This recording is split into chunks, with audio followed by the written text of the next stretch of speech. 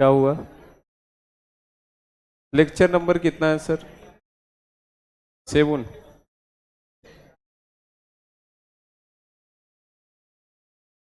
Last time क्या पढ़ लिए थे? के मेनो 4 खत्म हो गया है ना? के मेनो 4 पढ़ लिए थे, है ना? के मेनो 4 डिहाइड्रेशन ऑफ एसिड भी बता दिए थे। K2Cr2O7 आज पढ़ेंगे, पोटेशियम डाइक्रोमेट। K2Cr2O7, उसके बाद ए ब्लॉक का स्टार्ट करेंगे, डी ब्लॉक हो जाएगा क्या 15 मिनट? अच्छा वो पिछला चैप्टर का 15 मिनट। अरे आज उसको बता ही देते, खत्म करते यार उसको, पहले उसी को बताते, नहीं तो वो रह गया।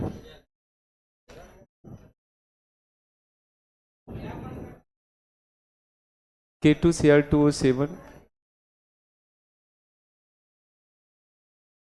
ए ब्लॉक, हाँ उसको खत्म करेंगे।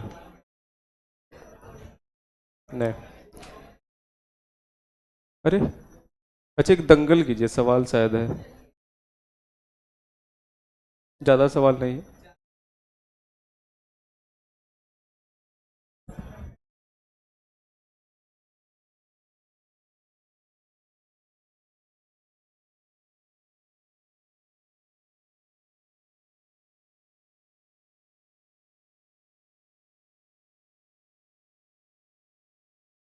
मोबाइल निकालिए सब।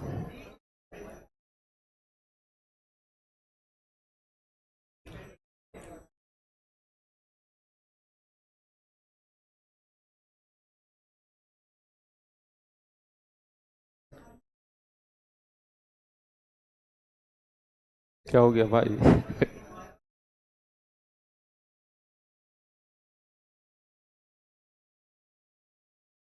डेयरी मिल्क, हाँ उनका डेयरी मिल्क दूंगा ना उनको मैं। रीसू को, रीसू केमिस्ट्री में 180 नंबर है इसलिए।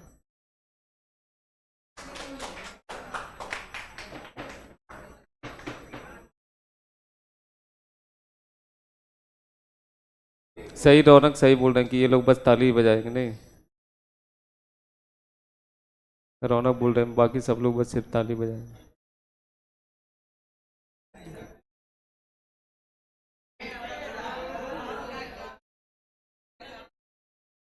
आया, स्टार्ट हुआ आप लोग का?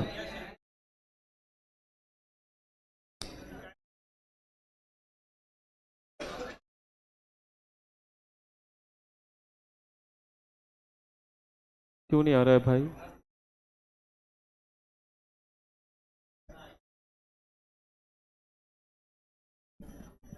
क्या बोल रहे हैं?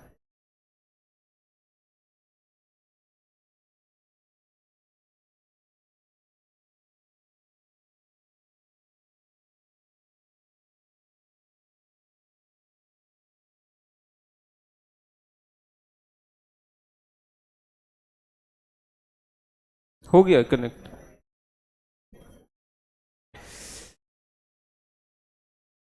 हम्म, सबका कनेक्ट हो गया है, कर लिए? तो पहला सवाल ये है,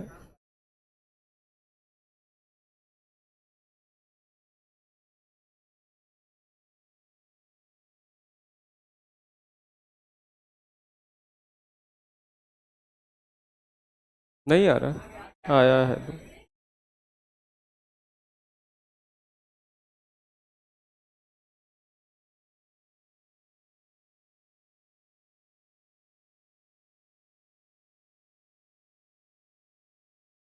सबका आ गया ना? क्या आंसर?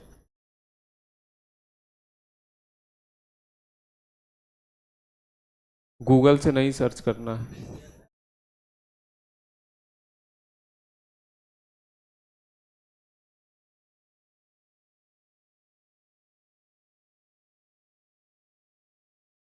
क्या आंसर?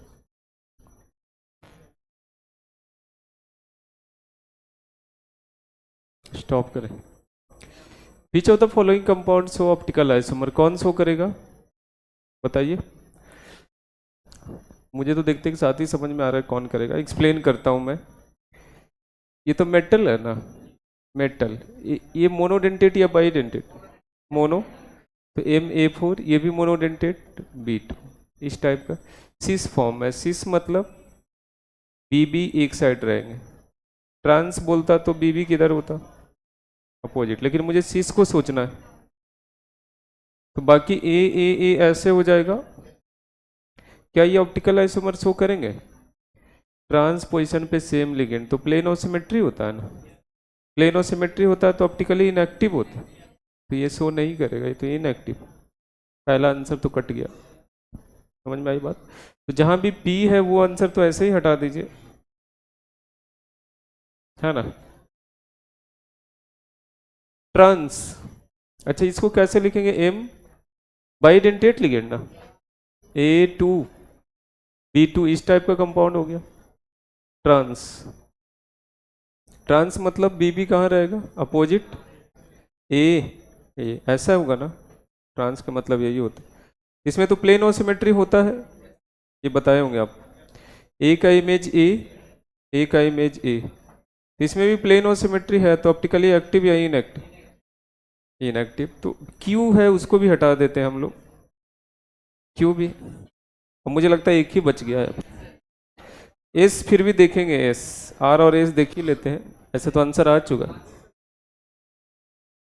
आर तो सीस वाला समझ में आ रहा है ना। सीस वाला आपको बताए होंगे, Cl सीस है ना। दो बाइडेंटेट लिगेंड अगर सीस पोजीशन पे होता है तो प्लेन ऑफ सिमेट्री नहीं होता, ये नोट लिखाए होंगे, नहीं बहुत बार बोले भी होंगे। दो बाइडेंटेट लिगेंड अगर सीस पोजीशन पे है तो प्लेन ऑफ सिमेट्री, और प्लेन ऑफ सिमेट्री नहीं है तो optically active D and L form होगा, तो इसके तो होंगे। ये ऑप्शन देखते हैं, A3 ना, बाइडेंटेट है A3, ए ए ए। फिर यहाँ देखेंगे दो बाइडेंटेट लिगेंड सीस पे होता है तो प्लेन ऑफ सिमेट्री नहीं होता है, प्लेन ऑफ सिमेट्री नहीं है तो ऑप्टिकली एक्टिव। बस, तो आंसर क्या हो गया, आर और एस। अब ये इतना बार मैंने बोला है ना कि दो बाइडेंटेट लिगेंड सीस पे होता है तो उस ऑप्टिकली एक्टिव होता है, तो आर वाला तो आंसर होगा ही। ये कट जाता, ये होता, ये होता, ट्रांस वाला नहीं होता है। यहीं से खेल लेते आप, तो आंसर तो मेरा सी है। पीयूष कुमार कौन है भाई? जी। मुस्कान कुमारी वर्मा, अमृता कुमारी, क्या बात है। नेक्स्ट सवाल। रौनक, आपका नाम नहीं आता।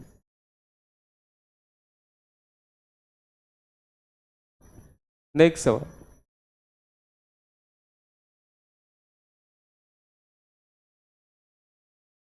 अच्छा, सब आइसोमेरिज्म का ही दिया हुआ पता,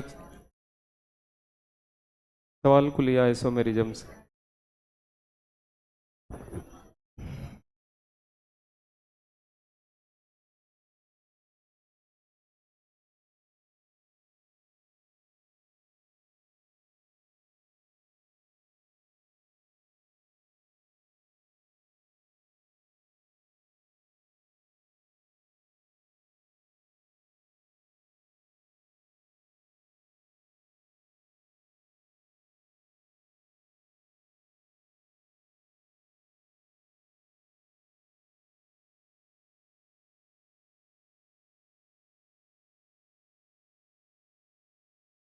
हो गया है। हम्म, नहीं ले रहा है। ओके, सुनते रहे रे। Which of the following is correct regarding इतना, इसके लिए क्या रिगार्डिंग? लिंकेज आइसोमर, क्या ये लिंकेज आइसोमर शो करेगा? हाँ करेगा। लिंकेज आइसोमर किसके साथ होता है? एम्बीडेंटेट लिगेंड के साथ। तो CN तो एम्बीडेंटेट लिगेंड होता है, CN NC एम्बीडेंटेट लिगेंड होता है ना, तो लिंकेज आइसोमर तो होगा। क्या ये ज्योमेट्रिकल आइसोमेरिज्म शो करता है? इसको मैं लिख सकता हूँ इस तरह से, MA2B2 टाइप, हाँ लिख सकते हैं ना, A2B2, AABB, किसी एक को पकड़ लेते हैं। ए के सामने बी है ना, ए के सामने ए भी हो सकता है, ये सीस हो गया, ये ट्रांस हो गया, तो जी आई तो हो ही रहा है, तो जी आई भी है और लिंकेज आइसोमर भी है। नहीं, अच्छा एक चीज़ और, आपको कैसे पता चला ये स्क्वायर प्लेनर ही है, टेट्राहेड्रल क्यों नहीं? कोऑर्डिनेशन नंबर 4 है, CN स्ट्रॉन्ग लिगेंड है ना। ऐसे भी प्लेटिनम क्या है, निकेल, प्लेडियम प्लेटिनम, ये 3D है, ये 4D है और ये 5D है ना। 4D 5D के साथ तो सारो स्ट्रॉन्ग होता है, स्ट्रॉन्ग होगा तो हाइब्रिडाइजेशन sp3 होगा या dsp2 होगा, dsp2 होगा ना, स्ट्रॉन्ग में पेयरिंग हो जाएगा, पेयरिंग होगा तो हाइब्रिडाइजेशन dsp2, dsp2 मतलब स्क्वायर प्लेनर है ना, इसलिए स्क्वायर प्लेनर। समझ में आई बात? देखते के साथ ही समझ में आ गया, तो प्लेटिनम है मतलब 5D है, 5D है तो स्क्वायर प्लेनर, तो राइट आंसर ये होगा, आगे देखने की जरूरत ही नहीं है।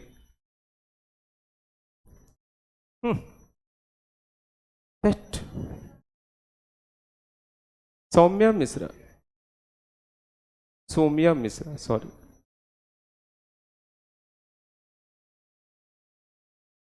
अच्छा इधर, श्रुति कुमारी, गुड्डू पंडित,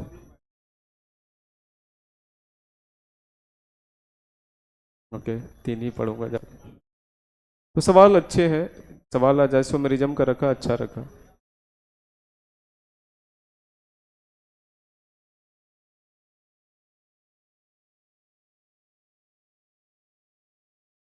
जिनका आइसोमेरिज्म अच्छा है जी तुरंत आंसर दे देंगे।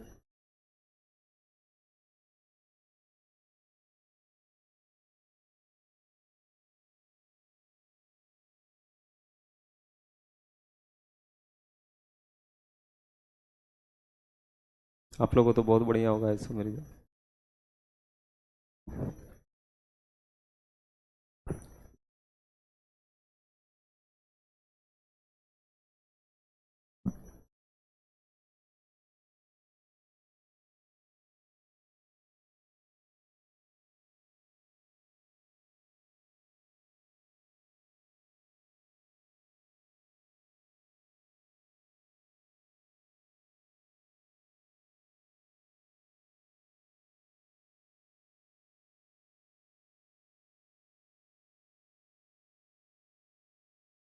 हो गया।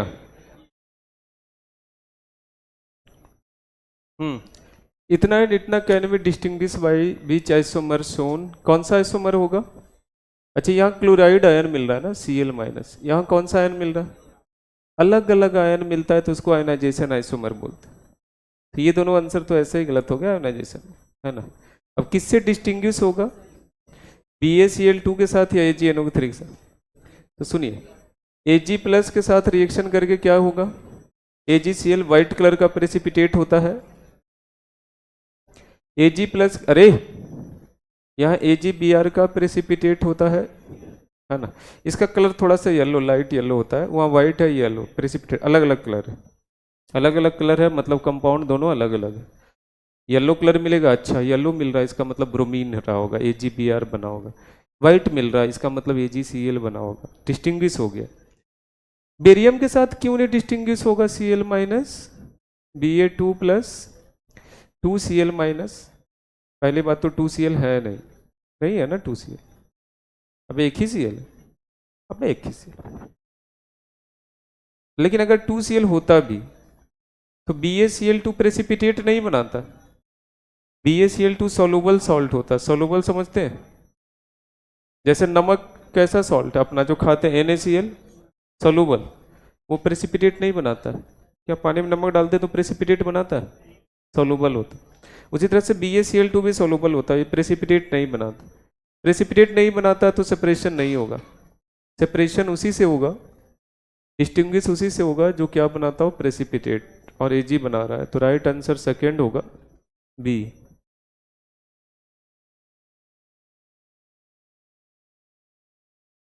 आतिफ असलम, इतना जल्दी कैसे रे?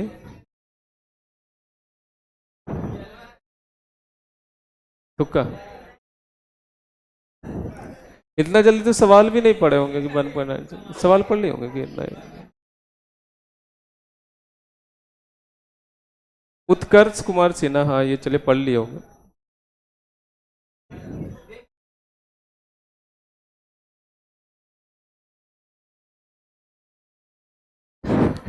देख रहे हैं आपको पढ़ने नहीं देते, बाकी सब लोग पढ़ते हैं चोरी छिपे। रिजल्ट ए, ए, ए अरे गुड्डू पंडित, आसान, ये आसान सवाल कैटेगरी में है। नेक्स्ट सवाल,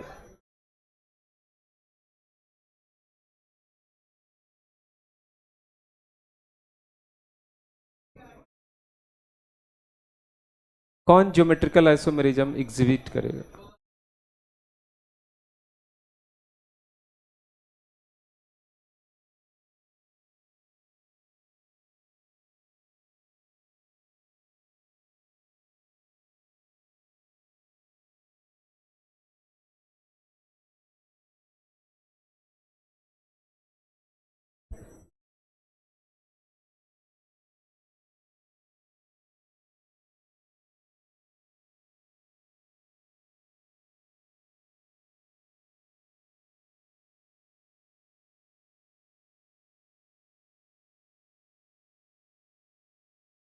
हो गया?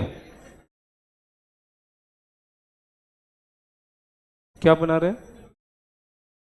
क्या आंसर? कौन सिर्फ एग्जिबिट करेगा कौन सा आइसोमर? Only geometrical. अच्छा, इसको क्या मैं ऐसे लिख सकता हूँ MA4B2? नहीं लिख सकते? लिख सकते हैं ना। अब इसमें दो पॉसिबिलिटी हो सकता है, ClCl ट्रांस पे, ClCl नहीं BB ले लेते हैं, BB ट्रांस पे AAA, इन सबको आपस में चेंज करने से कोई फायदा नहीं है। BB सिस पे AAA, दोनों सेम है या अलग है? अलग है ना, यहाँ BB ट्रांस पे, यहाँ BB कहाँ पे? सिस पे। तो GI तो है, क्या ऑप्टिकल आइसोमर होगा? चेक कर लेते। ट्रांस पोजिशन पे सेम तो प्लेन और सिमेट्री होता है ना, ऑप्टिकल आइसोमर इसके नहीं होंगे।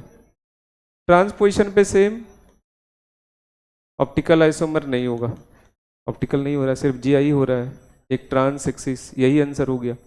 ओनली ज्योमेट्रिकल, पहला ही आंसर हो गया। नहीं, राइट आंसर क्या हो गया? ए।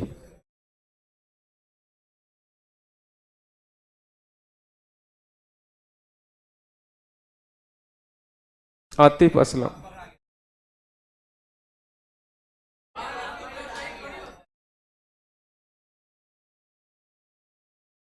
अमर प्रकाश कौन है? गुड्डू पंडित।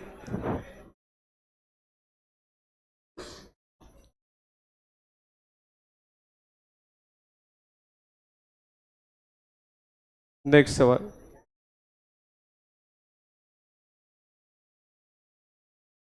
ये तो बहुत आसान है।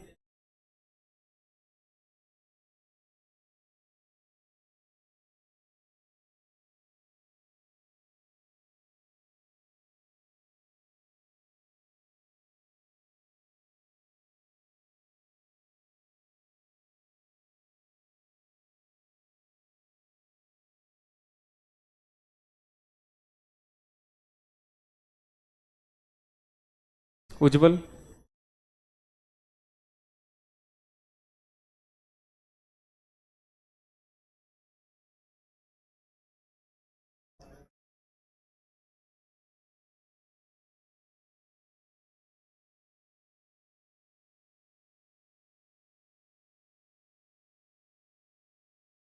क्या आंसर है?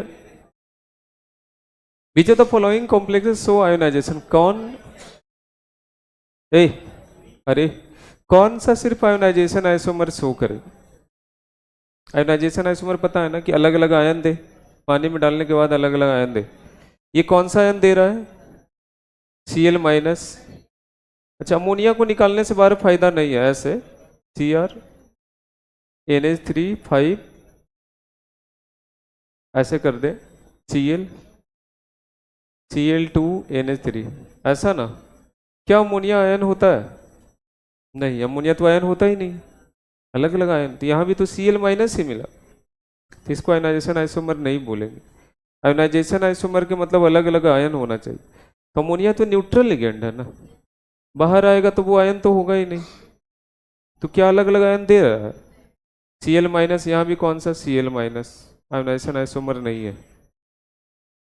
En भी न्यूट्रल लिगेंड होता है, तो इसको भी बाहर निकालेंगे तो अलग आयन मिलेगा नहीं।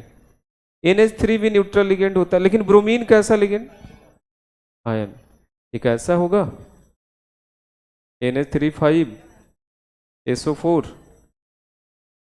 Br माइनस, यहाँ से Br मिल जाएगा, यहाँ से क्या मिल जाएगा आपको?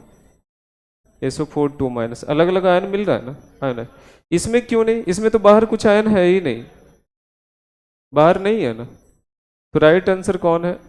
डी, जिसमें अलग अलग आयन मिलेगा, सल्फेट आयन या ब्रोमाइड आयन, Br माइनस।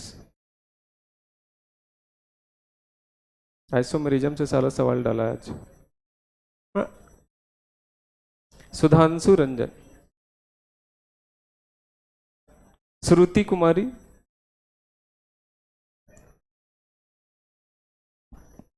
देख रहे हैं? Piyush Kumar,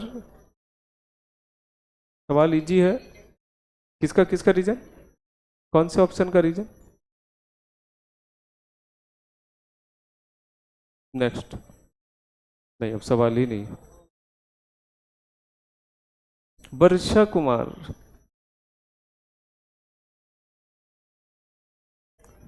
angel,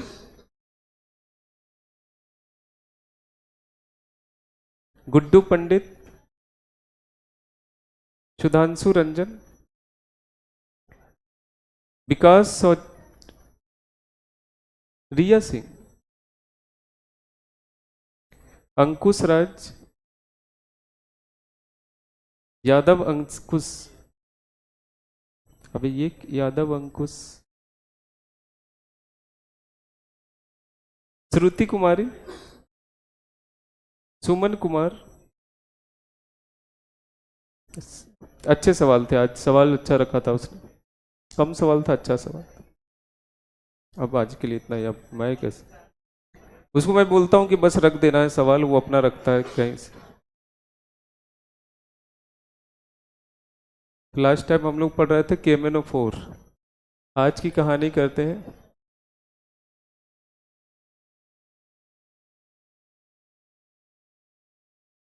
potassium dichromate.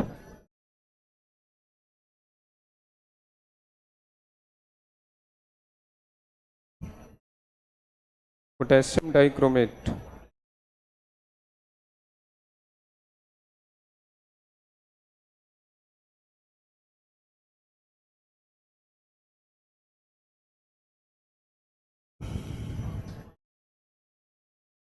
अरे इसको पढ़ने से पहले कुछ चीजें बेसिक बेसिक बातें, इसको बोलते chromate, chromate CrO4 2 minus, chromate है। और इसको बोलते हैं Cr2O7 2 माइनस को डाइक्रोमेट, डाइक्रोमेट। इसका कलर डाइक्रोमेट है, इसका कलर येलो होता है, किसका? क्रोमेट का। डाइक्रोमेट का कलर ऑरेंज होता है। ऑरेंज कौन सा है जी? इसका कलर क्या होता है? ऑरेंज। ये स्टेबल होता है ना सर, ये होता है stable in basic medium, stable in basic medium मतलब बेस में स्टेबल रहेगा ये स्टेबल होता है acidic medium, stable in acidic medium. सुनते रहिए। अगर मैं इसको H+ दिखा दूं, इसको H+, तो ये स्टेबल रहेगा? नहीं, ये तो स्टेबल बेसिक में है ना। H+ के मतलब मीडियम क्या हो गया? एसिडिक, तो ये स्टेबल नहीं रहेगा, ये इसमें बदल जाएगा। अच्छा, अगर मैं इसको OH- दिखा दूं तो OH- का मतलब बेसिक ना, तो ये बेस में स्टेबल रहेगा, बेस में वो बन जाएगा। H+ के मतलब एसिडिक, एसिड का pH क्या होता है? 7 से। बेस के मतलब pH क्या होता है? 7 से। ज़्यादा नोट कीजिए इतनी बार।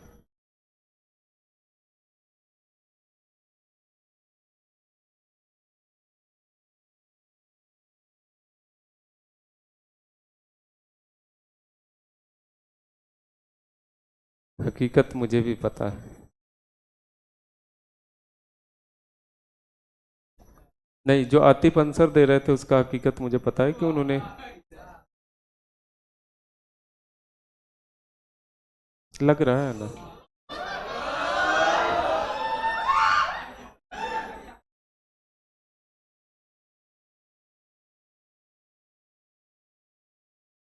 लेकिन मेरी मम्मी ने कहा है कि अगर सूरज बनना है तो जलना पड़ना।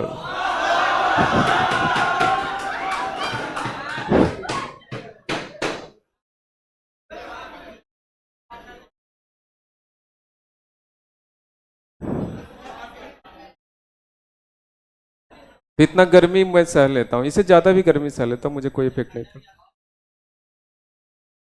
ठंड भी सह लेते हैं, गर्मी भी सह लेते हैं।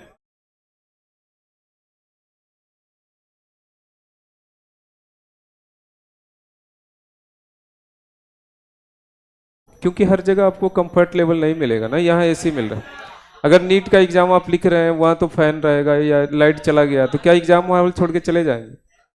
अगर चले जाएंगे तो लॉस आप ही का होगा।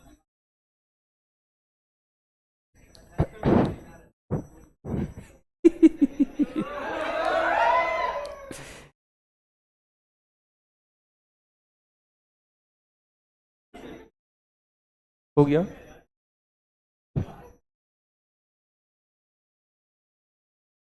फिक्स सवाल करेंगे आप? अरे CrO4 2 माइनस, ये क्रोमोएट है और ऐसे आपको दिया रहेगा, ये आपका डाइक्रोमेट। डाइक्रोमेट का कलर ध्यान रखिएगा क्या कलर होता है? ऑरेंज। क्रोमेट का कलर पीयर। डाइक्रोमेट। इसका पीएच ना एक्स है, इसका पीएच 22। क्या रिलेशन है एक्स और वाई में? Which of the following is true? पहला ऑप्शन एक्स ग्रेटर देन 22, दूसरा X less than 22, third X equal to 22, चौथा नन ऑफ द अबव।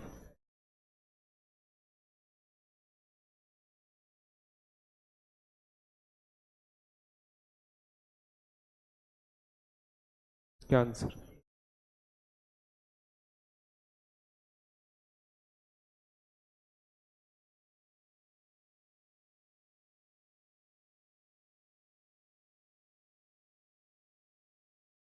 तो बहुत आसान सवाल। नहीं, ये एसिड में स्टेबल होता है या बेस में? ये क्रोमेट एसिड बेस कोई एक तो सही होगा ही। बेसिक बेसिक बेस में ये किस में स्टेबल होता है? डाइक्रो। अच्छा, जब भी ऑर्गेनिक में यूज होता है पोटेशियम डाइक्रोमेट ना, ऑक्सीडाइजिंग एजेंट में, तो पोटेशियम डाइक्रोमेट का नाम जब भी लिया जाता है एसिडिफाइड पोटेशियम डाइक्रोमेट, ये अकेले आता ही नहीं है। एसिडिफाइड पोटेशियम डाइक्रोमेट, इसका मतलब ये स्टेबल सिर्फ और सिर्फ किस मीडियम में है? एसिड में। ठीक है, क्योंकि इसके नाम में हमेशा एसिडिफाइड आ गया, एसिड। तो इधर से इधर जाएंगे, एसिड बन रहा है, एसिड का पीएच 7 से कम होना चाहिए। इधर से इधर जा रहा है, बेस बन रहा है, बेस का पीएच 7 से क्या होना चाहिए? ज़्यादा। ये 7 से ज़्यादा है ना बाई, एक 7 से कम है ना, तो एक्स कम होगा, बाई क्या होगा? राइट आंसर क्या हो जाएगा? 2। समझ में आई बात? हो गया।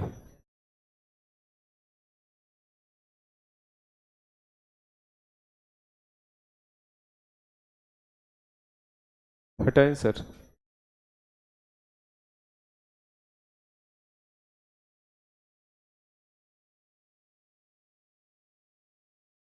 हटा दें। नेक्स्ट।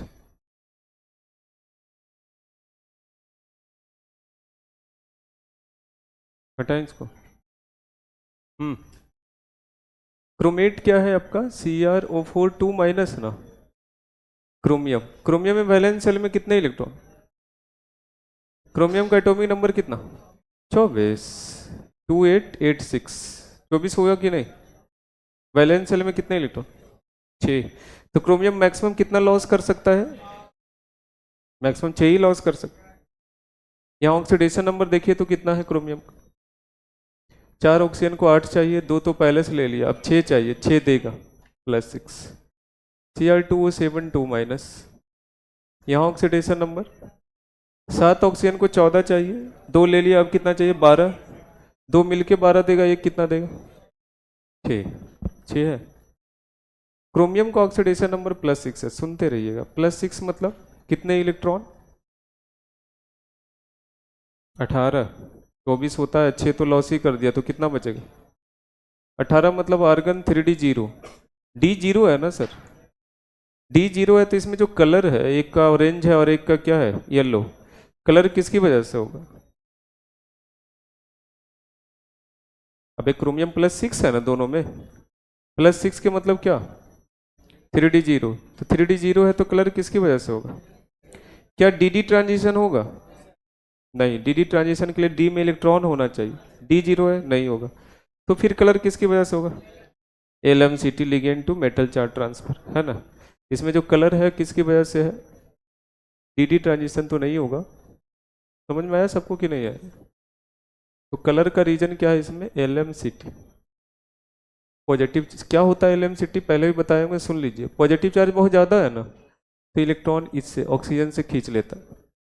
लिगेंड से जा रहा है, लिगेंड से जा रहा है मेटल की ओर, ligand to metal charge transfer. इसमें भी dd ट्रांजिशन नहीं होगा, dd ट्रांजिशन नहीं होगा। इसमें भी कलर का रीजन क्या हो जाएगा? LMCT। एग्री? क्रोमियम स्ट्रक्चर बना देते हैं। मैक्सिमम कितना बॉन्ड बना सकता है? 6। क्यों मैक्सिमम 6? वैलेंस शेल में 6 इलेक्ट्रॉन। 6 इलेक्ट्रॉन दिखा दिए? 5 ही दिखाया है।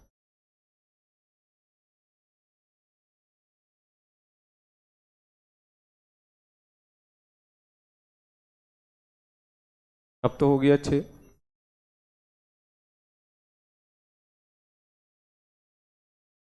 Cr2O7 2 minus.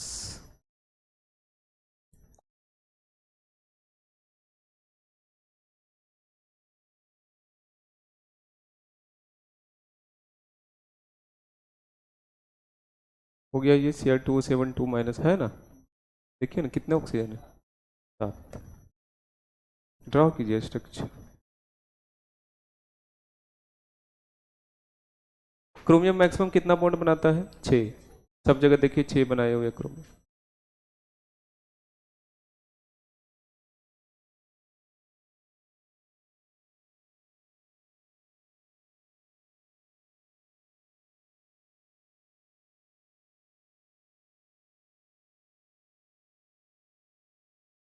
गोविंद,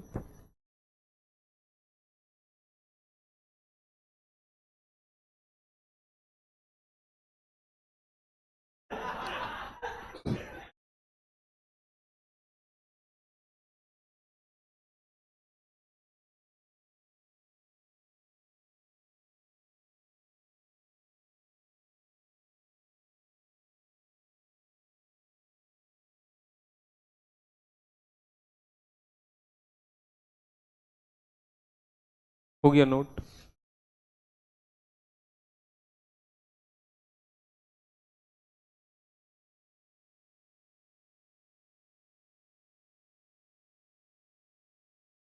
लेट्स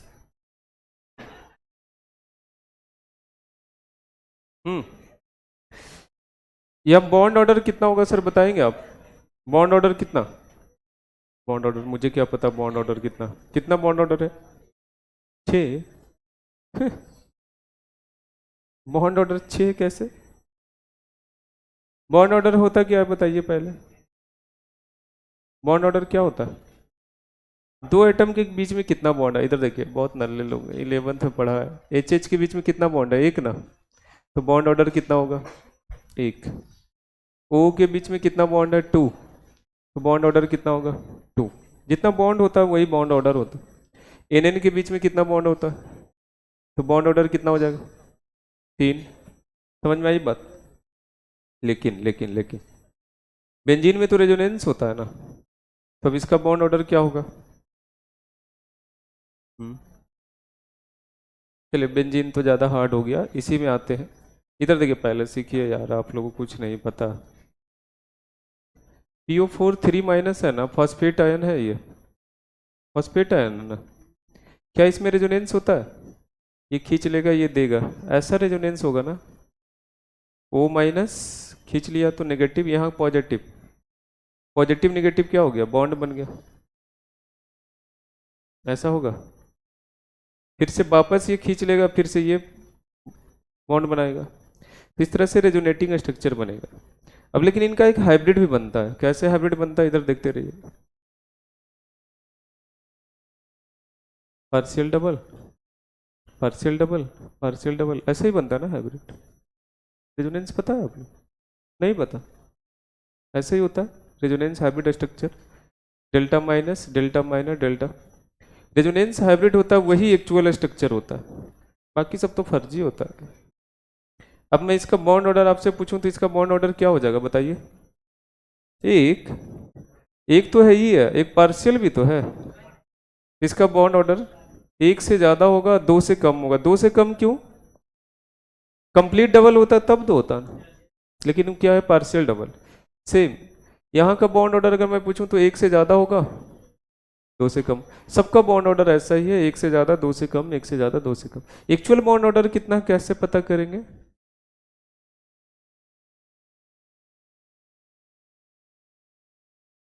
कुछ नहीं पता, इसको पढ़ा रहा हूँ। फॉस्फेट आयन, ऐसा लगता है भैंस के सामने बीन बजा रहा हूँ। ये फॉस्फेट आयन है, बॉन्ड ऑर्डर देखिए, एक तो होगा ही होगा ना। अबे एक तो होगा ही होगा, सब में देखिए ना, एक सिग्मा बॉन्ड है ही है, एक तो मिनिमम होगा।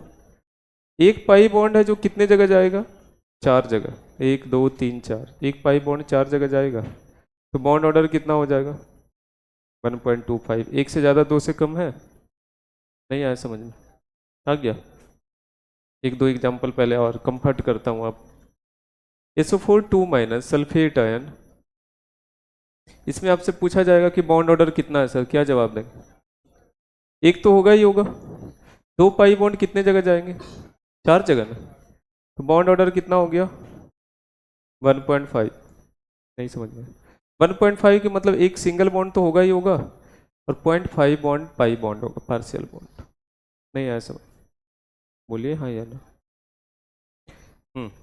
उसी तरह से नाइट्रेट आयन, नाइट्रेट, इसका बॉन्ड ऑर्डर अगर पूछा जाएगा तो एक तो होगा ही होगा। एक पाई बॉन्ड कितने जगह जाएंगे, तो बॉन्ड ऑर्डर कितना हो जाएगा? नहीं आया समझ? बॉन्ड ऑर्डर 1.33 का मतलब आपके माइंड में क्या इमेज बनता है? एक बॉन्ड तो होगा ही होगा, 0.33 पाई बॉन्ड होगा। समझ में आई बात? नहीं आया? अब मैं कहानी कहता हूँ बेंजीन, बेंजीन, बेंजीन। इसमें भी रेजोनेंस होता है ना, तो एक तो होगा ही होगा। तीन पाई बॉन्ड कितने जगह जाएंगे, छह जगह, छह जगह, तो कितना हो गया, 1.5 हो गया। समझ में आई बात? 1.5 के मतलब जो आप ऐसे दिखाते हैं ना, गोला बना के, एक तो है ही है, 0.5 बॉन्ड यहाँ पे है, एक तो है ही है, 0.5 बॉन्ड यहाँ पे है, एक तो है ही है, 0.5 बॉन्ड यहाँ पे। समझ में आई बात? नहीं आया समझ? आ गया पक्का? कहानी को वापस लाते हैं, मेरा वो बताना था, पता नहीं क्या।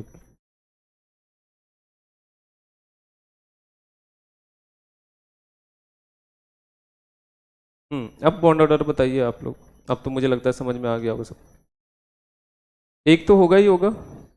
दो पाई बॉन्ड कितने जगह जाएंगे, चार जगह ना, तो कितना हो गया बॉन्ड ऑर्डर, 1.5। नहीं आया समझ? बोलिए हाँ। हाँ, यहाँ तीन के बीच बॉन्ड ऑर्डर, यहाँ इन तीनों में बॉन्ड ऑर्डर, एक तो होगा ही होगा। दो पाई बॉन्ड कितने जगह जाएंगे, तीन जगह, एक दो। यहाँ क्यों नहीं जाएगा, यहाँ रेजोनेंस होगा ही नहीं। ये ऑक्सीजन और ये ऑक्सीजन अलग है, कैसे पता चला आपको? ये ऑक्सीजन दो क्रोमियम से अटैच है ना, ये ऑक्सीजन एक क्रोमियम से अटैच है, दोनों सेम है या अलग है? अलग है ना। ये ऑक्सीजन, ये ऑक्सीजन, ये ऑक्सीजन तीनों सेम टाइप का है, क्योंकि ये तीनों ऑक्सीजन किससे अटैच है, क्रोमियम से। लेकिन ये ऑक्सीजन अलग है, दो क्रोमियम से अटैच है। ये तीनों ऑक्सीजन भी सेम टाइप का है, एक क्रोमियम से अटैच है। ये ऑक्सीजन इन 6 से अलग है, क्यों 6 से अलग है? 2 क्रोमियम से अटैच है। समझ में आई बात? नहीं आया समझ? रेजोनेंस इतना में होता है, इतना में होता है, इसमें नहीं होता। तो इन तीनों का बॉन्ड ऑर्डर कितना है? एक तो होगा ही होगा, 2 पाई बॉन्ड 3 जगह जाएंगे तो 1.66। इन तीनों में बॉन्ड ऑर्डर कितना है?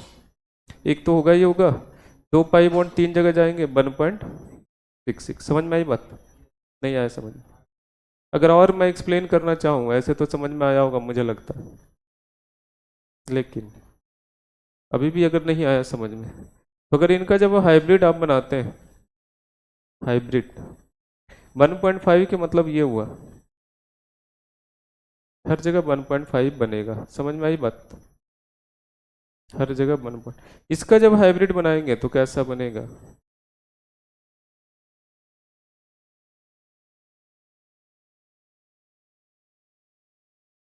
यहाँ होगा रेजोनेंस, यहाँ होगा, यहाँ होगा, यहाँ नहीं होगा, ये अलग टाइप का ऑक्सीजन है।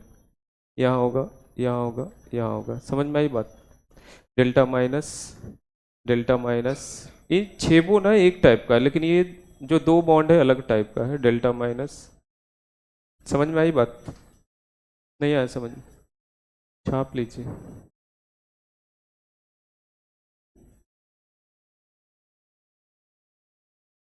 अब ये डी ब्लॉक कम हुआ, ये बॉन्डिंग ज़्यादा हो गया।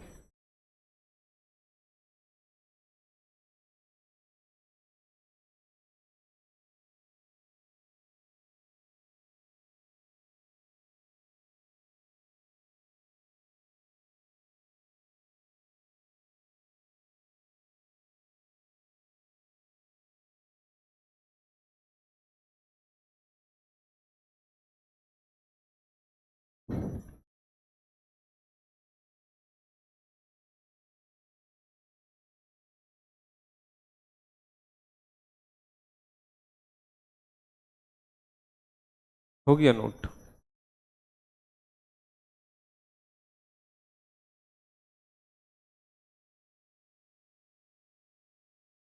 आप लोगों को कुछ नहीं पता यार, जीरो। नहीं, सिर्फ हल्ला करते हैं। रौनक आप समझाते नहीं इन लोगों को, पढ़ो। अब कब पढ़ेगा? एग्जाम आने वाला है।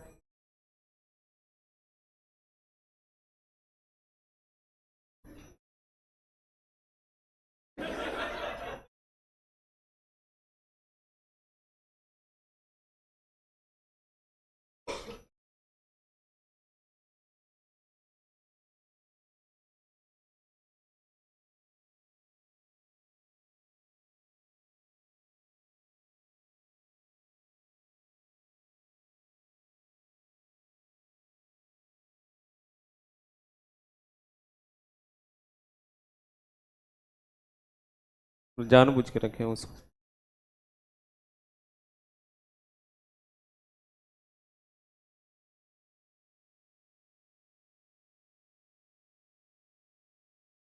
हो गया?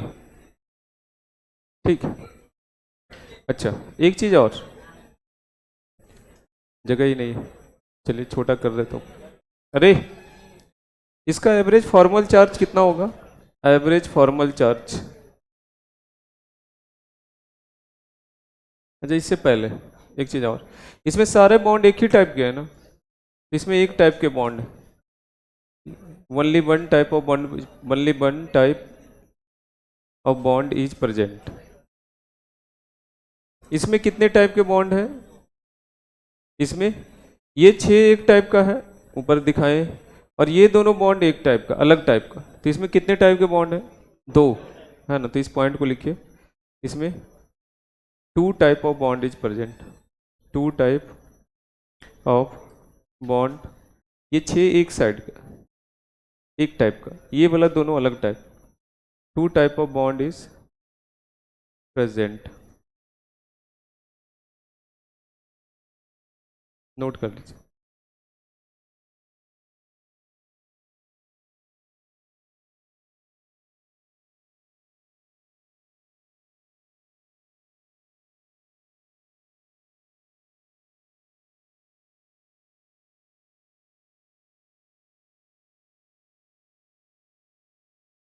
हो गया?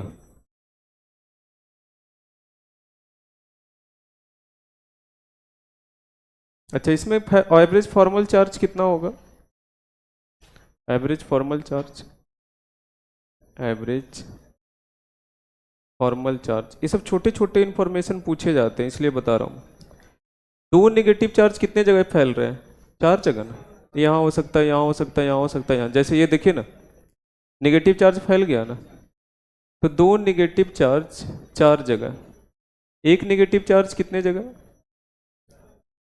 ऐसे बोलिए, 4 जगह हो गया दो नेगेटिव चार्ज, तो एक जगह कितना चार्ज आएगा? -1/2 चार्ज। तो एवरेज फॉर्मल चार्ज कितना हो गया? -1/2। ये समझ में आया? अबे दो नेगेटिव चार्ज कितने जगह जा रहे हैं? 4 जगह। तो 4 जगह गए दो नेगेटिव चार्ज, तो एक जगह कितना गया? और एक जगह जितना जाता है उसी को फॉर्मल चार्ज बोलते हैं, कि एक जगह कितना चार्ज जा रहा है। तो -1/2 नोट कर लीजिए। यहाँ एवरेज फॉर्मल चार्ज कितना है? तो एक नेगेटिव चार्ज कितने जगह जाएंगे? 3 जगह। 3 जगह गया एक नेगेटिव चार्ज, तो एक जगह कितने जाएंगे? -1/3। तो यहाँ एवरेज फॉर्मल चार्ज कितना? ये सब सारे इंफॉर्मेशन सवाल में पूछे जाएंगे आपसे। एवरेज फॉर्मल चार्ज कितना हो जाएगा? -1/3।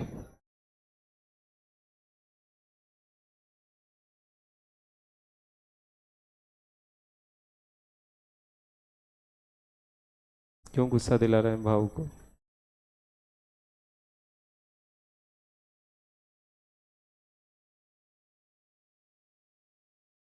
ए, ए, अरे दोनों को मारूंगा मैं जूता। मेरा मानना है हर काम होता है प्यार और मोहब्बत से।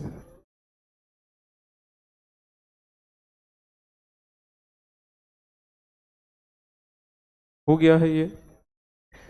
वन मोर थिंग, सुनते रहिए। अरे यहाँ हाइब्रिडाइजेशन क्या है? हाइब्रिडाइजेशन की बात ही नहीं किया। हाइब्रिडाइजेशन क्या है बताइए?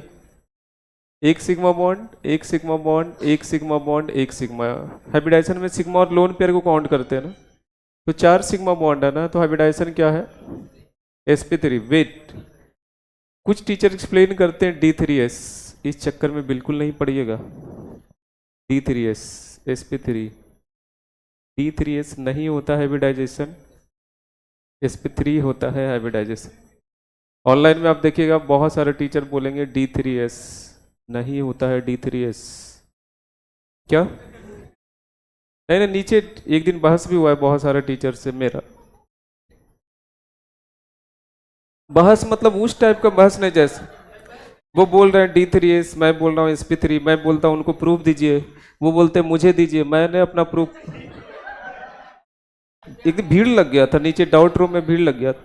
सारे टीचर बोल रहे हैं D3s, मैं अकेले sp3 अड़ा हुआ था।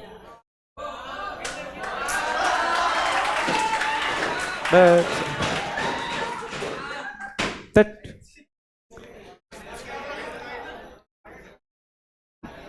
तो आपको उस चक्कर में नहीं पड़ना है D3s।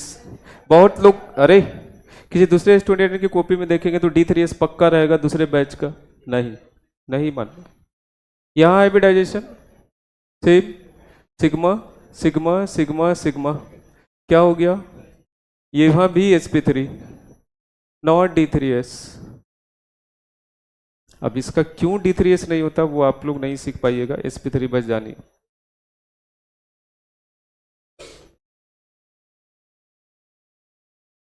क्या?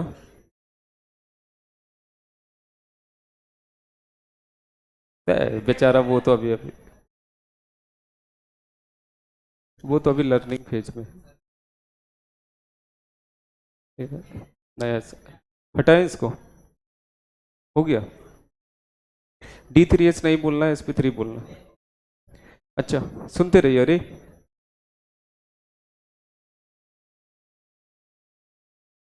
sp3 है ना यहाँ हाइब्रिडाइजेशन। मैं बार बार इसलिए sp3 लिख रहा हूँ क्यों आपके माइंड में से। sp3 में एंगल कितना होता है? 109 डिग्री 28 मिनट। यहाँ अरे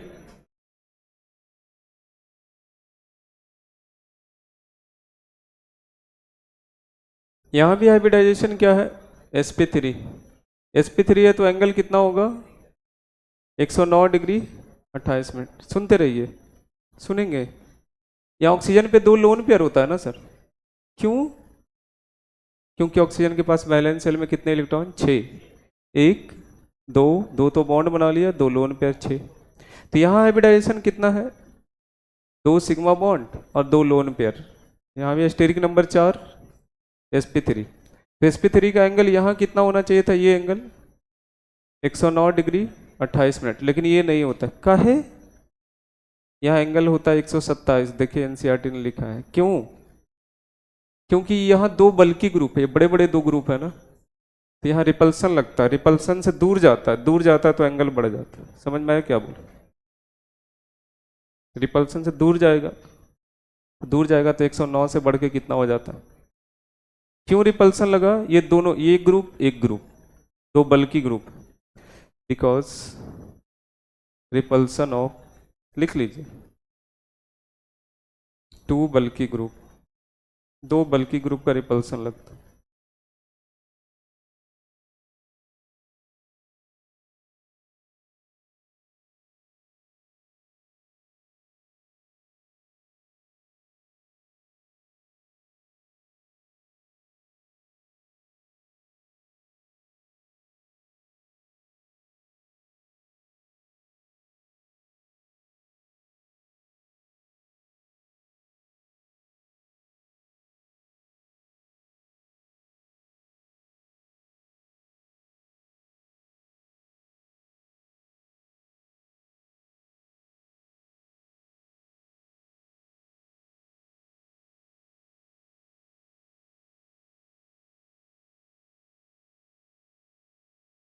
ये बेसिक बातें हमने सारा कुछ कर लिया।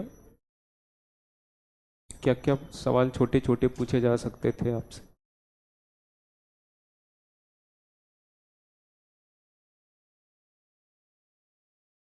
हो गया नोट रौनक?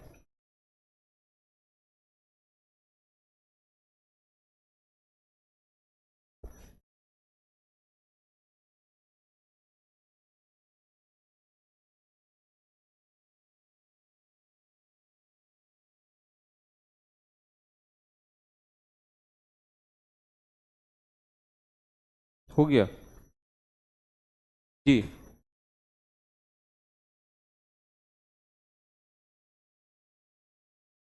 क्या क्रोमियम का क्या देखे? क्या क्रोमियम? अबे दैट, तो आई क्यों नहीं है? क्यों क्रोमियम?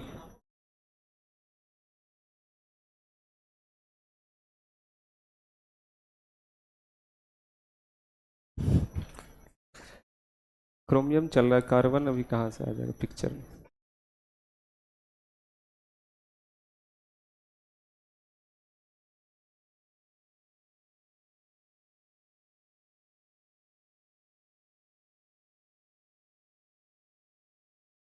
हो गया। प्रिपरेशन देखेंगे अब। किसका प्रिपरेशन? पोटेशियम डाइक्रोमेट कैसे प्रिपेयर होता है?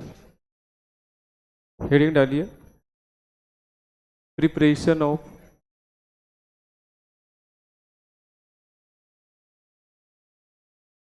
K2Cr2O7। कलर क्या होता है इसका K2Cr2O7 का? ऑरेंज।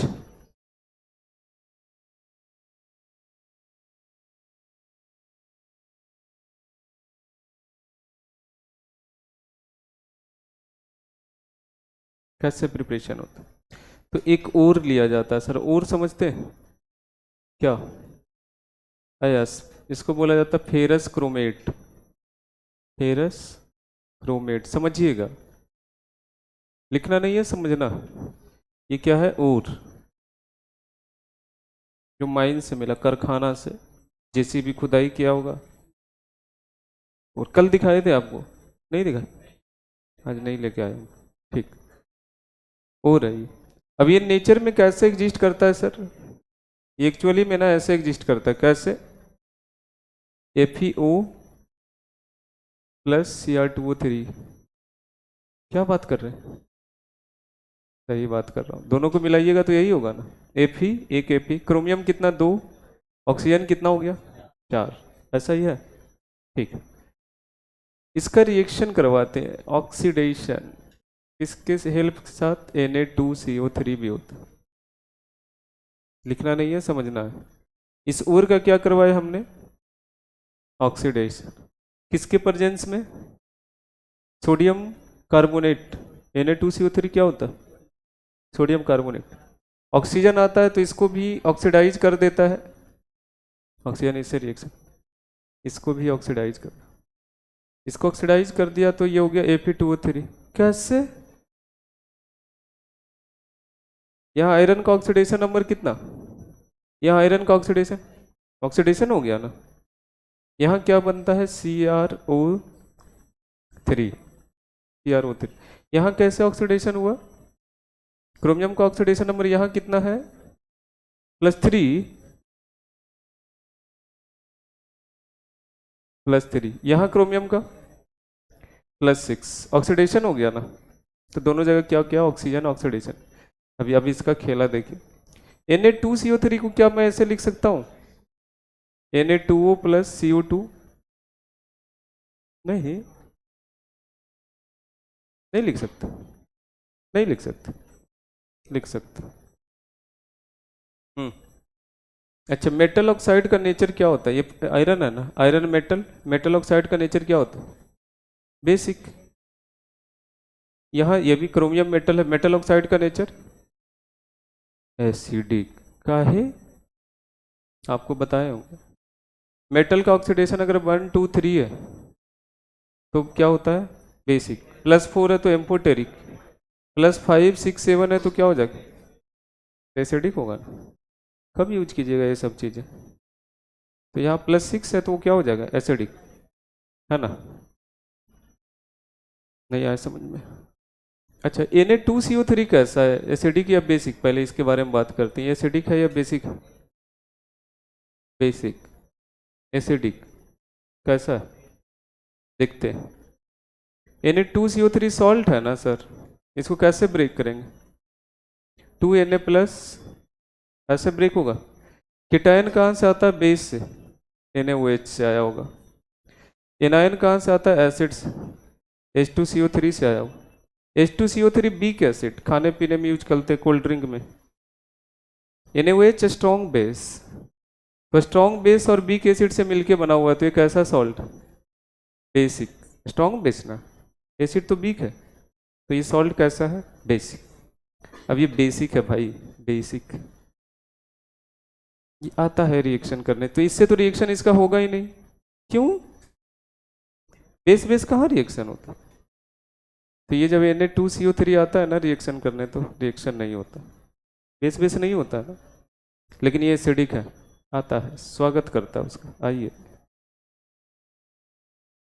क्या इसको मैं ऐसे लिख सकता हूँ, Na2O + CO2, नहीं लिख सकते, हाँ लिख सकते हैं। अच्छा, इसमें ये एसिडिक है ना, ये वाला क्या है, CO2, नॉन मेटल के ऑक्साइड एसिडिक, ये वाला पोर्शन क्या है, बेसिक। तो सिर्फ ये वाला पोर्शन इसे रिएक्शन करेगा, समझ में आया क्या बोले, ये मेटल ऑक्साइड बेस ना, तो बेस एसिड से रिएक्शन करेगा। कार्बन तो नॉन मेटल होता है, नॉन मेटल के ऑक्साइड क्या होता है, एसिड, एसिड एसिड रिएक्शन करेगा। तो इसका सिर्फ कौन सा पार्ट रिएक्शन करेगा, ये वाला, ये जब रिएक्शन करता है तो बनाता है Na2CrO4, और ये ऐसे ही रह गया CO2। समझ में आई बात। अब बताइए फाइनल प्रोडक्ट क्या क्या बना, क्या क्या बना, एक तो ये बन गया, ये तो रिएक्शन किया ही नहीं आगे, Fe2O3। एक क्या बन गया है, Na2CrO4। एक क्या बन गया है, सोच के लिखिएगा, लिखिए, लिख लीजिए।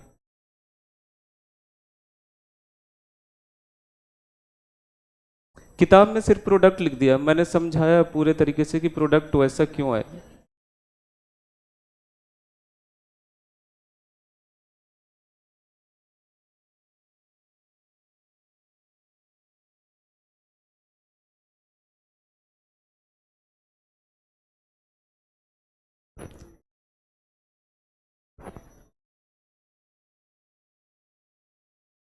उज्जवल, समस्या है।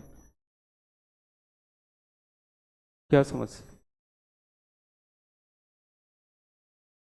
उजाला कीजिए कुछ।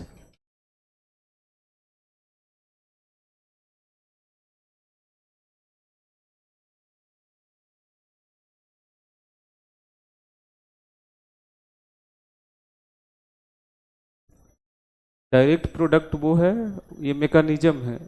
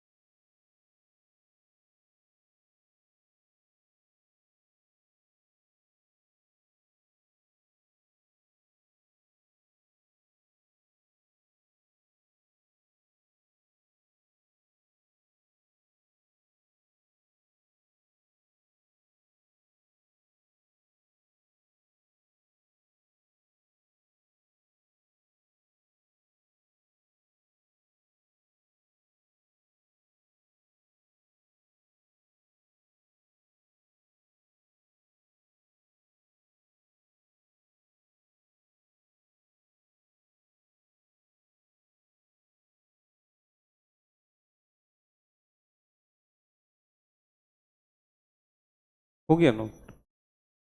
नहीं।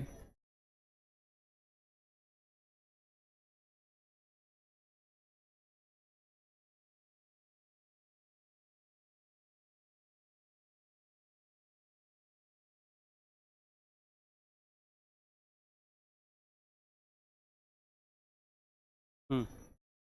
बोलिए। वो इसके साथ क्या बनाएगा? Metal carbonate. आयरन के कार्बोनेट है, बहुत अनस्टेबल होते हैं। नहीं होता है। CO2 गैस बनने के बाहर निकल जाता है। फिर से देखिए, एक बार एक्सप्लेन करता हूँ क्या क्या हुआ। जल्दी में नोट तो कर लिया ना सब? हटा दें? जल्दी में फिर से समझिए। ये एक और है सर। ये नेचर में कैसे एग्जिस्ट करता है? FeO Cr2O3। ऑक्सीजन आता है, दोनों को ऑक्सीडाइज करता है, इसको भी इसको भी। इसको कहाँ भेजता है? Fe2O3। इसको कहाँ भेजता है? Cr O3। मेटल के ऑक्साइड बेसिक। मेटल के ऑक्साइड बेसिक नहीं, एसिडिक। क्यों एसिडिक? +6 है ना। ठीक है, ये हो गया। इसका काम खत्म हो गया ऑक्सीजन का। अब ये आता है, ये तो ये तो बेसिक है। तो बेस बेस के साथ रिएक्शन ही नहीं होता है, रिएक्शन ही नहीं होता। ये आता है यहाँ पे Na2O प्लस CO2। ये मेटल के ऑक्साइड बेसिक वाला पार्ट है, और ये वाला कौन सा पार्ट है? एसिडिक। तो एसिडिक बेसिक से रिएक्शन करता है इसके साथ, क्या बना देता है? Na2CrO4। और ये ऐसे ही रह जाता है, CO2 गैस जैसे ही बनता बाहर चला जाता है। ठीक है, समझ में आई बात? इसको ना जल में डाल देते हैं, एक्वस। एक्वस में डालते तो ये प्रेसिपिटेट हो जाता है, Ap2O3 PPT। CO2 तो बाहर चला गया, क्या बच गया? Na2CrO4 aqueous. सुनते रहिएगा, लिखना नहीं है। क्रोमेट, ये क्रोमेट है ना। कैसे पता चल रहा है chromate? 2Na plus CrO4 2 minus. अभी बता रहे थे CrO4 2 माइनस। क्रोमेट, काफी बात किया हूं मैं। क्रोमेट किस मीडियम में स्टेबल होता है? Chromate basic. ये तो क्रोमेट है सर। क्रोमेट स्टेबल किस मीडियम में होता है? ये बेसिक। अगर मैं इसको H+ दिखा दूं तो, H+ में डाल दे तो क्या ये स्टेबल रहेगा? नहीं। किस में कन्वर्ट हो जाता है? डाइक्रोमेट में। समझ में आई बात? इसका रिएक्शन KOH से करवाते हैं। पोटेशियम ज़्यादा एक्टिव या सोडियम ज़्यादा एक्टिव? पोटेशियम मोर रिएक्टिव, तो सोडियम को यहाँ से डिस्प्लेस, हटिए हटिए। K2Cr2O7, यही बनाना था मुझे। पोटेशियम डाइक्रोमेट लिख लीजिए।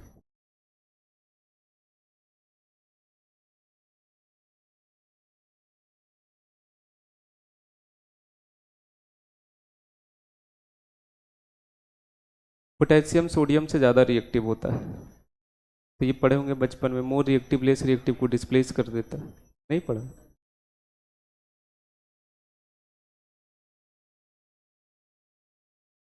अभी क्यों बता रहे हैं, बचपन में पढ़े हैं तो?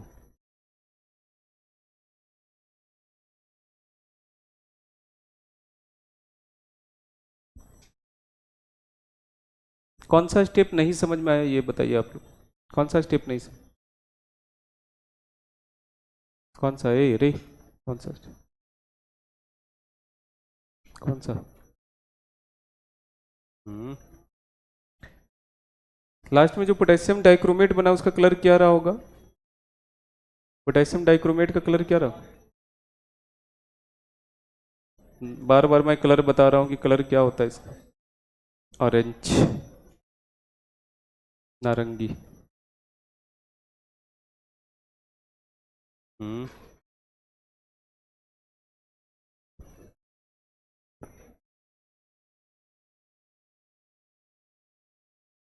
हो गया नोट?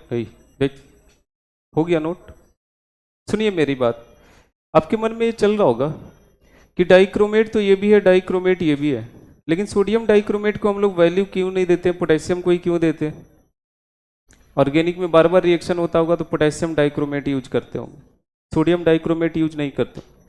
डाइक्रोमेट तो ये भी है ना, यहाँ से भी आपको ये मिलेगा, यहाँ से भी ये मिलेगा, नहीं? दोनों डाइक्रोमेट है, एक सोडियम डाइक्रोमेट है, एक पोटेशियम डाइक्रोमेट है, लेकिन सोडियम डाइक्रोमेट को इतना इन्फीरियर क्यों माना जाता है? इसको क्यों नहीं यूज करते रिएक्शन में, इसको क्यों यूज करते हैं? तो रीजन, सोडियम डाइक्रोमेट जो होता है हाइग्रोस्कोपिक इन नेचर होता है। हाइग्रोस्कोपिक क्या होता है? मॉइस्चर एब्जॉर्ब करने वाला, है ना? ये हाइग्रोस्कोपिक नहीं होता है। तो उससे क्या दिक्कत होगा सर, हाइग्रोस्कोपिक होगा तो? मैं 10 ग्राम, सुनिए, 10 ग्राम ले लिया सोडियम डाइक्रोमेट, अभी मॉइस्चर एब्जॉर्ब करके इसका वेट 12 ग्राम हो गया होगा। आप किसी से रिएक्शन करवाएंगे तो रिएक्शन में आप क्या मानेंगे कि इसका वेट कितना है, 10 ग्राम, लेकिन एक्चुअल में इसका वेट कितना है, 12। डेटा गलत आ जाएगा, नहीं ना गलत आ जाएगा, इसीलिए इसको यूज नहीं करते लेबोरेटरी रिएजेंट, क्योंकि हाइग्रोस्कोपिक है। ये हाइग्रोस्कोपिक नहीं है, इसलिए इसको यूज करते हैं हम लोग एज अ लेबोरेटरी रिएजेंट। समझ में आई बात? एक नोट लिखिए, नोट क्या है?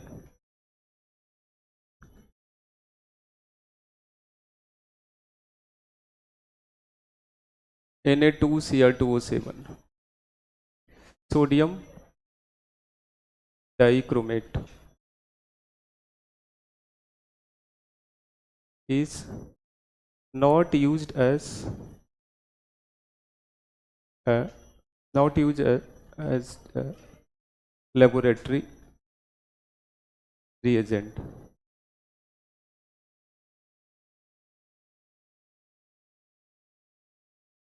due to hygroscopic in nature.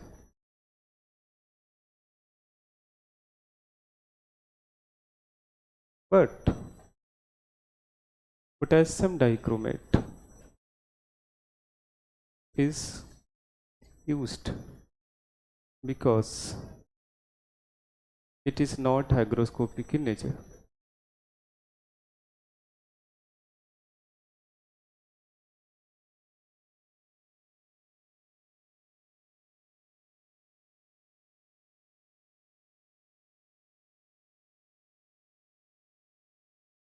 अच्छा, दो वर्ड यूज होता है केमिस्ट्री में, हाइग्रोस्कोपिक और डेलिक्विसेंस, दोनों में क्या डिफरेंस? दो वर्ड यूज होता है केमिस्ट्री में, हाइग्रोस्कोपिक और एक डेलिक्विसेंस। हाइग्रोस्कोपिक भी मॉइस्चर एब्जॉर्ब करता है, डेलिक्विसेंस भी मॉइस्चर एब्जॉर्ब करता है, दोनों में डिफरेंस क्या है?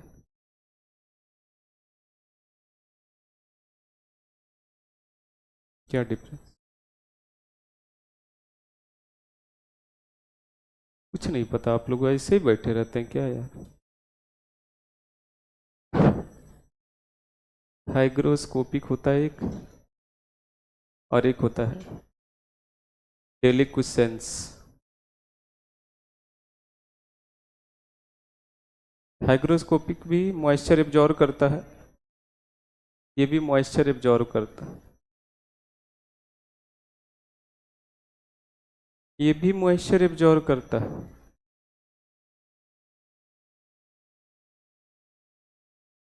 लेकिन ये जो मॉइस्चर एब्जॉर्ब करता है ना उसमें सोलुबल नहीं होता, do not soluble in moisture.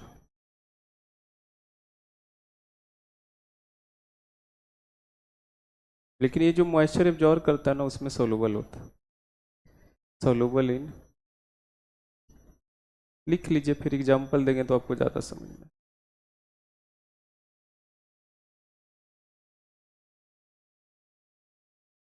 जैसे नमक, नमक डेलिक्विसेंट है या हाइग्रोस्कोपिक है? नमक जानते हैं ना, पानी एब्जॉर्ब कर लेता है।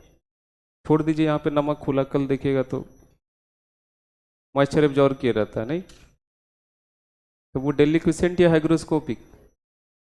डेलिक्विसेंट। क्यों? मॉइस्चर एब्जॉर्ब भी करेगा, उसमें सोलुबल भी हो जाएगा। तो जो मॉइस्चर एब्जॉर्ब करता है उसमें सोलुबल, उसको डेलिक्विसेंट बोलते हैं। एक कंपाउंड ऐसा होता है जो सिर्फ एब्जॉर्ब कर लेता है, उसमें सोलुबल नहीं होता, उसको क्या बोलेंगे? नहीं आया समझ में? तो लिखिए ना।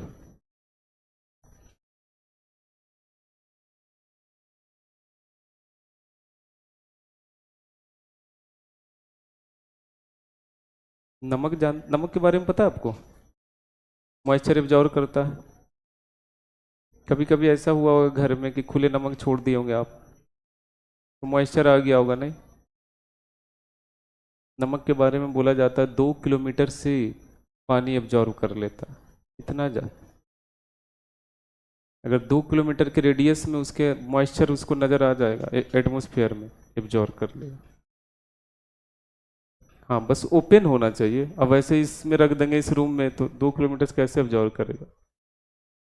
इस रूम में रखेंगे तो इस रूम के अंदर से मॉइस्चर एब्जॉर्ब कर लेगा। लेकिन अगर खुले में नमक रख देंगे तो 2 किलोमीटर के रेडियस के अंदर से मॉइस्चर एब्जॉर्ब कर लेगा। इतना ज़्यादा डेलिक्विसेंट नेचर है नमक।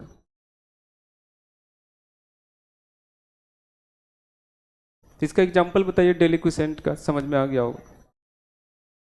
NaCl ये भी सॉल्ट ही होता है। हम्म हम्म NaCl, KCl ये सब, इसका एग्जाम्पल क्या होता है? P4O10 होता है। ये सब सिर्फ एब्जॉर्ब करता है, उसमें सोलुबल नहीं होता।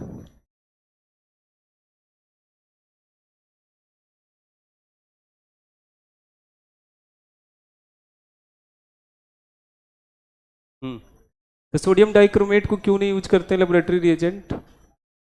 हाइग्रोस्कोपिक होता है। हाइग्रोस्कोपिक से क्या दिक्कत होगा? मॉइस्चर एब्जॉर्ब कर लेगा। मॉइस्चर एब्जॉर्ब कर लेगा, उसके उससे क्या दिक्कत होगा? उसका वेट बढ़ जाएगा। वेट बढ़ जाएगा तो रीडिंग गलत आएगा नहीं। आप मानेंगे 10 ग्राम रहेगा 11 ग्राम, ले।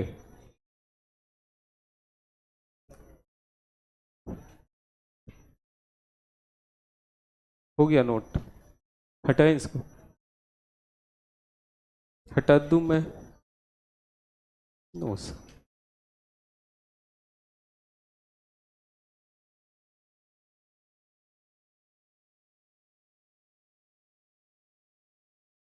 हम्म क्या क्या क्या हो गया, मुझे भी बताइए कुछ।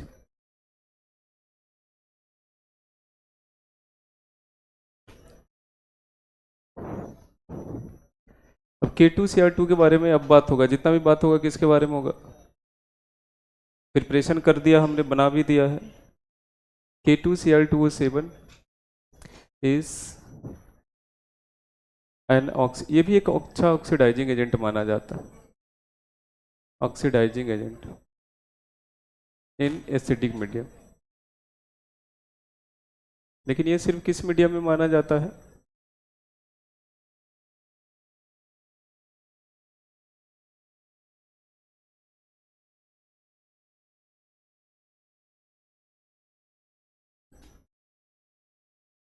Acidic medium. अच्छा पहले क्यों ऑक्सीडाइजिंग एजेंट है, इस पे बारे में बताइए मुझे। क्यों ऑक्सीडाइजिंग एजेंट है इसके बारे में बताइए। अबे K2Cr2O7, क्रोमियम का ऑक्सीडेशन नंबर कितना? 6। 6 तो मैक्सिमम हो गया ना, क्या इससे ज़्यादा लॉस कर सकता है? लॉस करने का पॉसिबिलिटी खत्म हो गया, कल बताए होंगे ना। क्रोमियम का एटॉमिक नंबर कितना होता है सर? 24। मैक्सिमम कितना लॉस कर सकता है? 6 + 6 के मतलब 6 लॉस कर दिया। अब इससे ज़्यादा लॉस नहीं कर सकता क्रोमियम, लॉस नहीं कर सकता लेकिन गेन तो कर सकता है ना। गेन करेगा तो क्या हो जाएगा, reduction, gain of electron reduction. जिसका रिडक्शन होता कौन सा एजेंट होता, ऑक्सीडाइजिंग एजेंट। समझ में आई बात।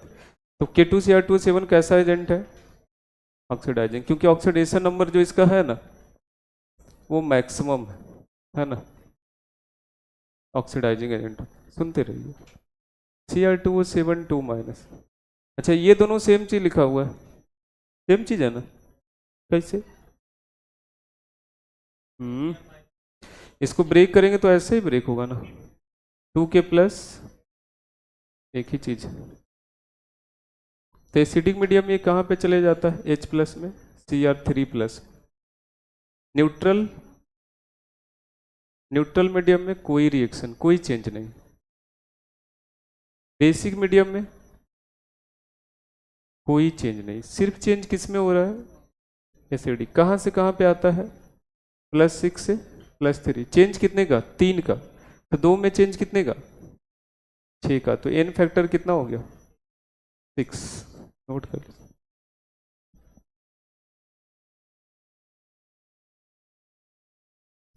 तो ये ऑक्सीडाइजिंग एजेंट तो है लेकिन सिर्फ किस मीडियम में, इसको ध्यान रखना बहुत आसान है, क्योंकि पोटेशियम डाइक्रोमेट का नाम जब भी लिया जाता है ना, एसिडिफाइड पोटेशियम डाइक्रोमेट, मतलब एसिड में ही ये सिर्फ ऑक्सीडाइज करेगा।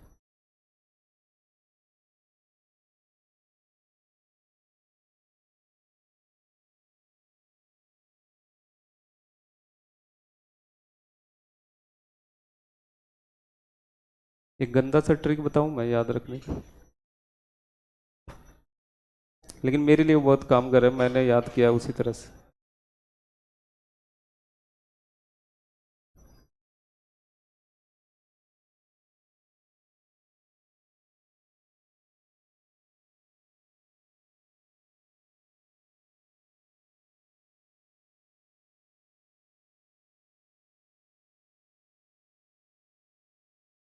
हो गया नोट, क्या गंदा सा ट्रिक मैंने बनाया है वो।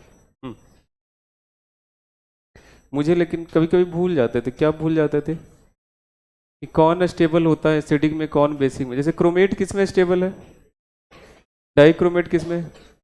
अब ये तो अब याद रहता है, स्टार्टिंग जब पढ़ाना शुरू किए थे तो भूल जाते थे। कब ये बेसिक हो जाता था तो बच्चा बोलता था नहीं वो बेसिक, वो एसिडिक, वो करेक्शन। फिर क्या किया मैंने, एक नकली सा ट्रिक बनाया, ABCD। क्या है ये ABCD, एसिडिक मीडियम में कौन स्टेबल होगा, एसिडिक में कौन स्टेबल है, डाइक्रोमेट। बेसिक में कौन स्टेबल होगा, क्रोमेट। नहीं आया समझ,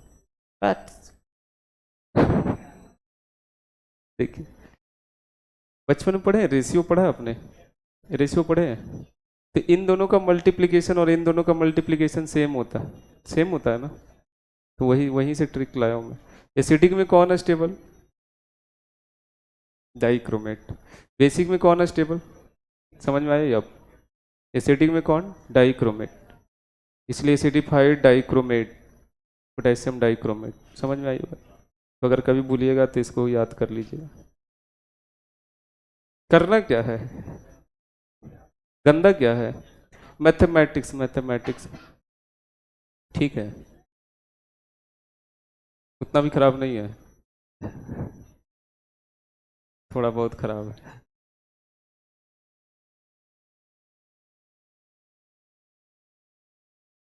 ओके, हटाएं इसको। अबे टाइम तो होता है, नहीं पढ़ाने का मन है आज मुझे, आज मेरा मन है पढ़ाने का। ये ऑक्सीडाइजिंग एजेंट है किस मीडियम में, तो Cr2O7 माइनस, खुद तो रिड्यूस हो जाएगा ना, खुद का क्या हो जाएगा, रिडक्शन। दूसरे को क्या करेगा, रिएक्शन लिखते हैं, Fe2 प्लस से रिड्यूस, ऑक्सीडाइज कर देगा। कल भी बताए थे ऐसा रिएक्शन, SN2 प्लस को ऑक्सीडाइज कर देगा, SN4 प्लस। ठीक है, सल्फाइड आयन को ऑक्सीडाइज कर देगा किसमें, सल्फेट में। SO2 को ऑक्सीडाइज कर देगा किसमें, SO3 में, CO को ऑक्सीडाइज कर देगा CO2 में, I माइनस को ऑक्सीडाइज कर देगा I2 में, Br माइनस को ऑक्सीडाइज कर देगा Br2 में, Cl माइनस को ऑक्सीडाइज नहीं करता। यही तो इंपॉर्टेंट बात है सर, इसको लिखिएगा जरूर। Cl माइनस को ऑक्सीडाइज नहीं करता।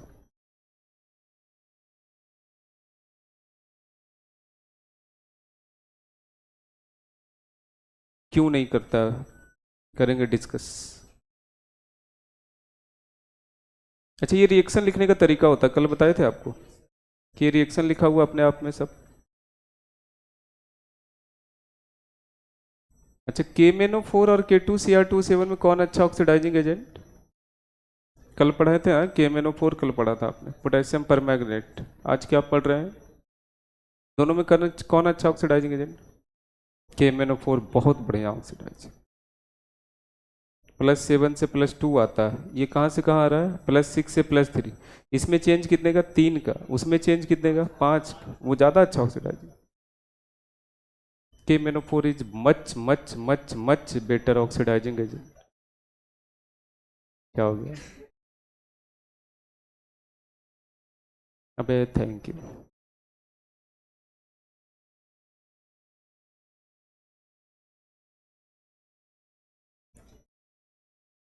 चलिए फिर अगले क्लास में कंटिन्यू, एक क्लास और लग जाए।